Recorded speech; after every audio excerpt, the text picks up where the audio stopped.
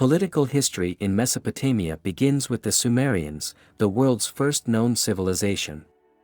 Especially 8–10,000 years ago, the melting of glaciers and the softening of the climate led to a rapid increase in the population.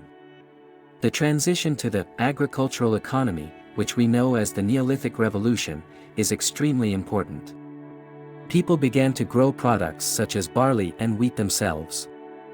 The transition to settled life began with agricultural activities that first started in Mesopotamia. The world's oldest civilization, the Sumerians, was founded in the region of the Tigris and Euphrates rivers, in the alluvial plain extending to the Persian Gulf. It was difficult to do agriculture because the geography was swampy, summers were extremely hot and everywhere except the river banks was covered with deserts.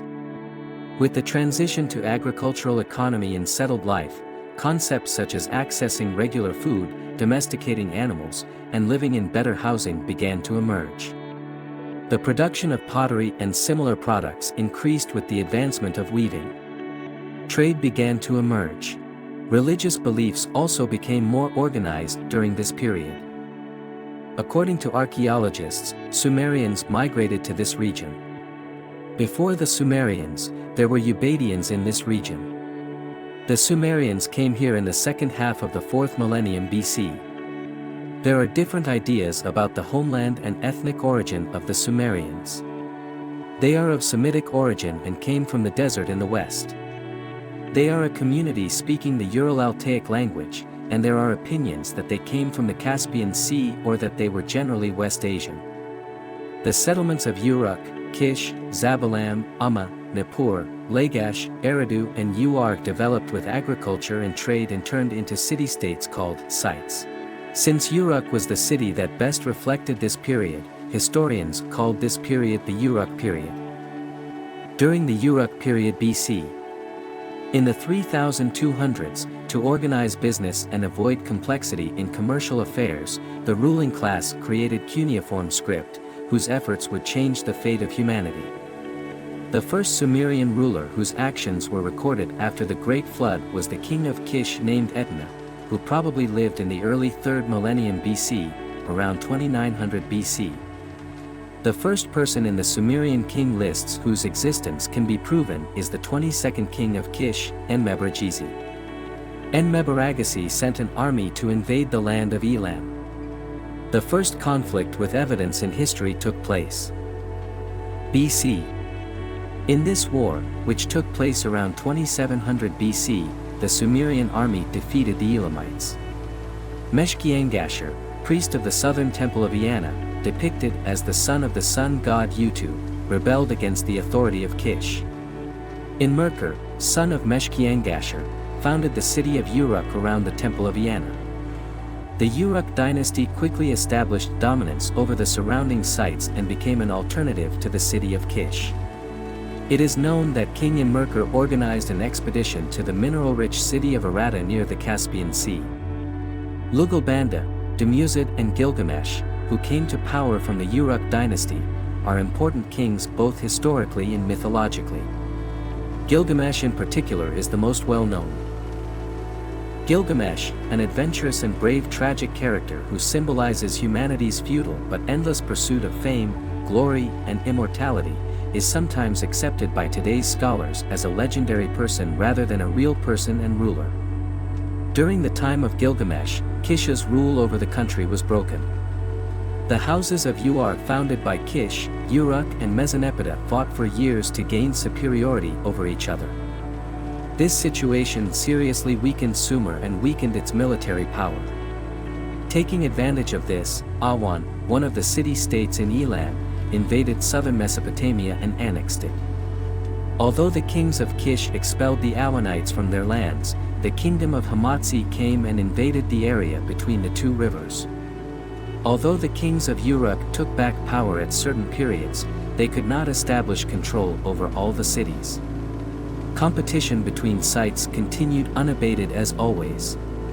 In the turmoil, Adab Ensasai Lugalanamundu took the opportunity to raise his position. Lugalanamundu defeated all 13 Ensi who united against him one by one and established his superiority in almost the entire region. He ruled from the Zagros Mountains to the Persian Gulf. He organized expeditions against the Elamites and the mountains where the Gudi people, the nightmare of the Sumerians, lived. But when the king died, everything turned upside down. A central political structure could not be established in Sumerian lands. There was no systematic central state in the country. Cities were constantly at war. Naturally, these wars were decreasing the power of the Sumerians, who realized the firsts of humanity and pioneered the world on the path of civilization, day by day. One of the places where we can follow the political history without interruption is the city of Lagash. The documents found in Lagash are full of satisfactory information, even though they were made by Lagashi people between 2450 to 2350 BC. Uarnansha became king of Lagash in 2450 BC, establishing a dynasty that would remain in power for 5 generations. Uarnansha became very powerful. After Uarnansha, his son Akurgal and then his son Eannatum came to the throne. His military conquests made Eannatum the most powerful man of his age. The king went on a series of military campaigns that ended in victory against Elam in the east, Umma in the north, Uruk and Uar in the west, as well as against many other cities. He defeated Umma. When he died and his brother took over, the people of Umma took this as an opportunity. They advanced to Lagash under the command of Uarlumma. Because Eannatum was very old, his son Entemena went to war, and the 2 armies met at Ganyujiga. The people of Lagash also won. Entemena was the last of the great Ensi of the Uarnansha dynasty. Later, kings such as Eannatum II, Enantarzi, Lugalanda came. Urugakina, who emerged from the people, rebelled against the system and injustice. A commoner named Urugakina, who is considered the world's first revolutionary, dethroned Lugalanda and sat on the throne of Lagash. History remembers him with the legal revolution he made.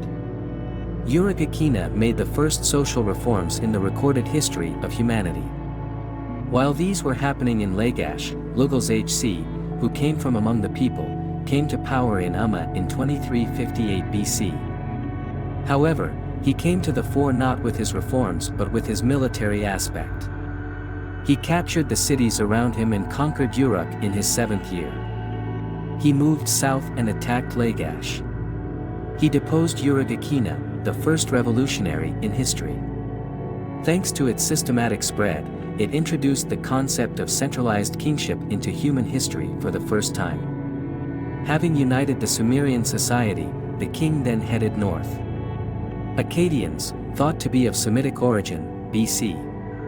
Between 3000 and 2850 BC, they came to the desert region west of the Euphrates River and became neighbors with the Sumerian society. They became the majority in the northern parts of southern Mesopotamia.